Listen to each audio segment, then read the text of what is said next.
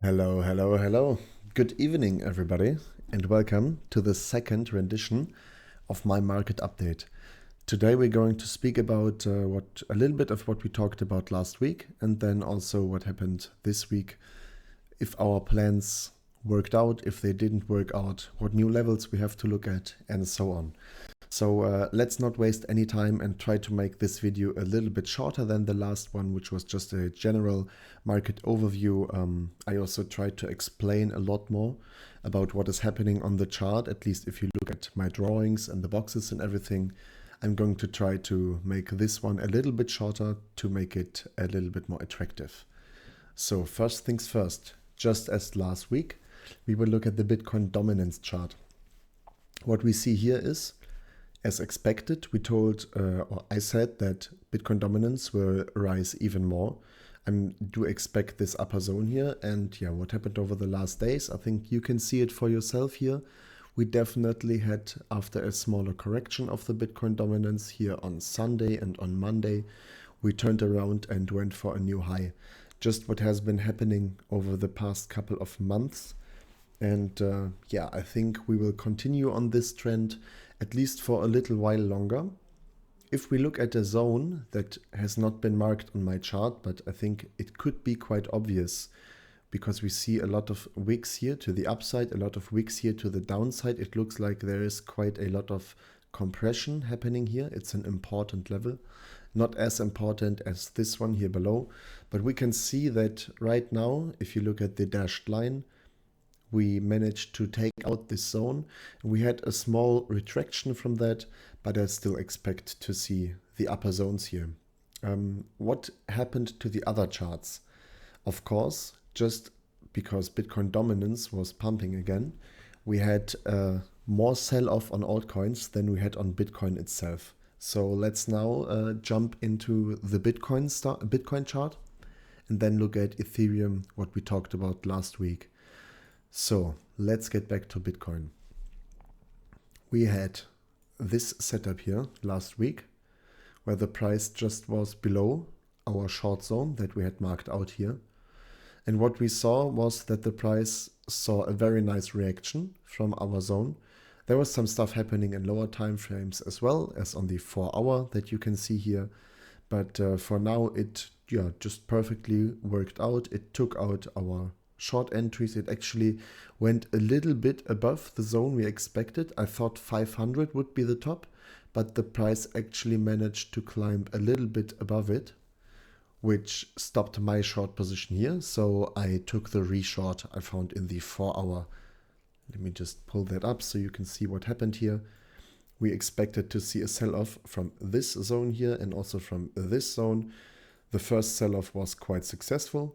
Then we had a pump to the upper zone. We had a smaller sell-off. Then there was this pump that shook me out of my position. And after that came quite a massive sell-off. So I looked for another possibility to short this chart.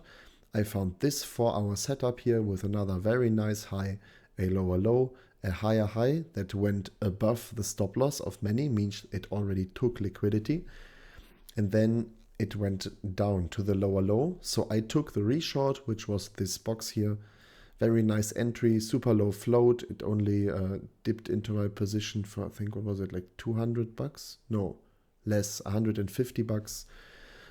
Perfectly. And then we had a very nice first reaction. We retraced to entry again, took out a even sneakier entry we could find on lower time frames. This was a 15-minute zone.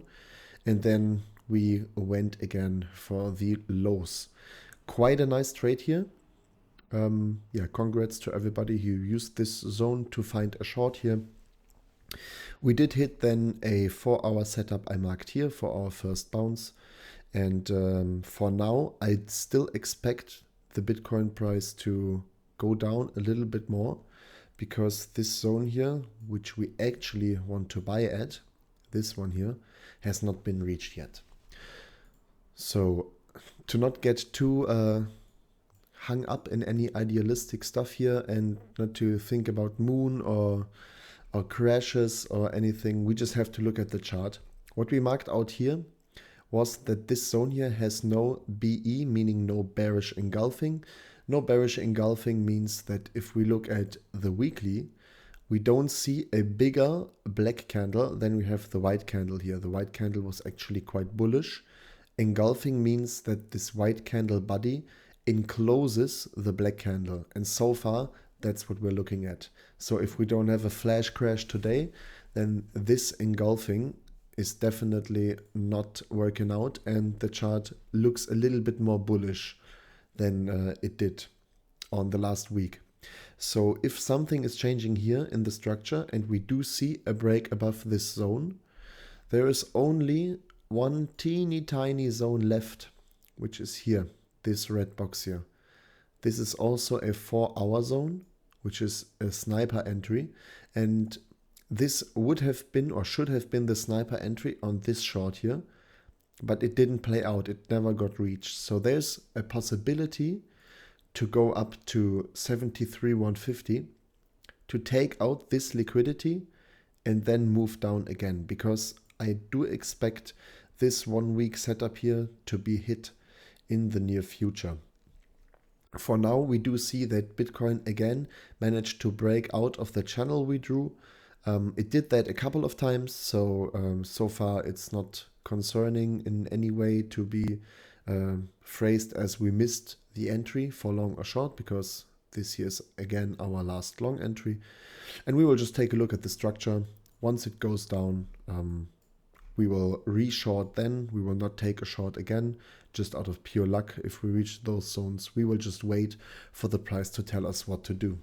I do expect to drop a mid-week market update, because for now, at least on the daily chart, there is nothing to be traded. This area here, everything is clean. We just have this zone down here, which is also in line with this zone here. So yeah, at least expect 63,119 in the near future. Makes definitely sense to grab this zone, to take some buyers who went long above here out of the chart, grab this, and then maybe proceed to this upper yellow mark line. We will see. Let's go to something that played out very well, and that is Ethereum. Because last week we said that we expect a break above this triangle, which happened, and then we expected a break below. That didn't happen yet, but we definitely did quite a big move here and could capitalize on that. There is a new short forming on Ethereum, which Bitcoin doesn't show, but I definitely would suggest to take this, because if we look at the weekly, then we can see that this black candle, although the body is not yet outside of the white candle, there's quite a big wick on it. So there's a lot of pressure down here. Going back to the daily chart, we see a rise above our marked trend line, and then we see quite a catastrophic breakdown, which was faster than the way up. So yeah, we did hit a buy setup here. It didn't work out in this case. Our stop loss got hit. We went $18 below our usual stop loss. So yeah, unlucky here, but definitely very good on the move down. And now we will just see that, oh, something I missed. Okay, hold up. We do see, after breaking this zone down here, which was a long zone, that's why it's marked green, we broke below.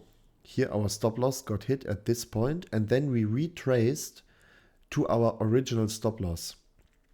Our trading in this our trading system dictates at this point that this here is a QMM sell. So it is a Quasimodo continuation sell. We do see it broke below. It then retraced to our original stop loss, and from there the move was continued.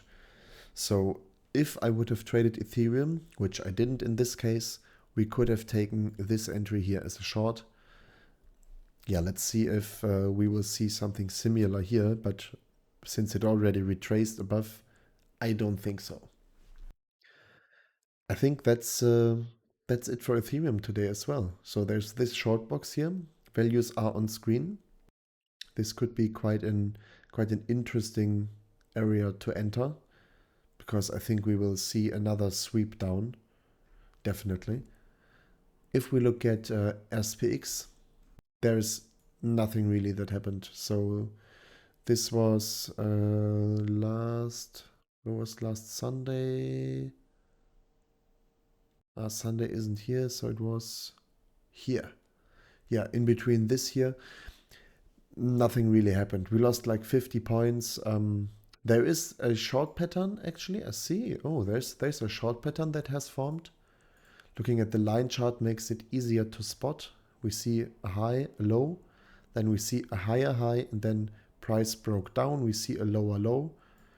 That lower low doesn't look to me like it's actually broken a trend line. Let's check for that. No, it didn't. So it's not a new structural low, but we definitely saw a breakdown, and then we saw a retrace. It already happened here to this zone. This was our valid short position. Yeah, it already got taken out. Yeah, so far I think S&P will continue for a little bit higher. No reason to think it would do a major correction now. I think it will retest this zone here once again in the near future, like the 5,630 region, but I don't expect it to drop lower in the near future before we see a clear reversal pattern on the weekly chart, because on there, yeah, as you can see, I expected this pattern to develop earlier, but it didn't. So it looks like the high that is forming at the moment here will be our higher high. If we think that this is a high, this is our low, then our higher high will be around this position maybe, and then we will see a bigger correction that should drop below this area here, creating a huge new resistance at 4,700. But that's a bit speculative, so we will have to check on that in the future. There's no reason to draw any conclusions here if we are not sure about what is going to happen. So I think the last thing we can look at is the Bitcoin Ethereum chart. Let's see if something happened there. Last week we said, yeah, weak. This is a weak area, but we wanted to see a reaction. We didn't see a reaction. We actually saw more sell-off. There's also a continuation pattern forming here that will push Ethereum, Bitcoin even lower. Yeah, expect to see this area here definitely in the near future. Would make total sense. Okay, we just hit the 13-minute mark. I think I will close it for today. There is nothing really worth mentioning. Of course, there is this setup here that already happened. Yeah, expecting lower prices on XRP as well for quite some time now, as well as on Bitcoin and Ethereum. Let's see if our still bearish sentiment I have overall on the chart, especially if we look at the structure of Bitcoin, plays out or not. If it doesn't play out, we are fine with that. We just take the retrace of the breakout then, not to be too greedy now and enter a position without having a clear setup. So yeah, expect an update at around midweek. Maybe we do see the sell-off today, on the next 2 or 3 days. If we don't see that, I actually expect the price to take out this upper zone here. And let's see, if we see a sell-off from here, I think it's pretty sure that we visit the lower zones. If we don't see a nice reaction from this zone, it just should get broken, retested, and then we're ready to move higher.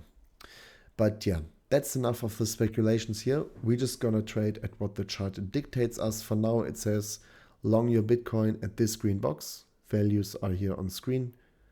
Also long at this lower green box. The blue lines mark the borders of this zone. And also, if you want to trade Ethereum, make sure to sell off a bit Ethereum at this position here. Maybe if you hold Ethereum in spot, just wait for the reaction. If you see a sell reaction here, it could be a nice indicator for you to be able to buy Ethereum at a lower price again. If we don't see a nice sell reaction here, then I think it's safe to say that the all season is around the corner.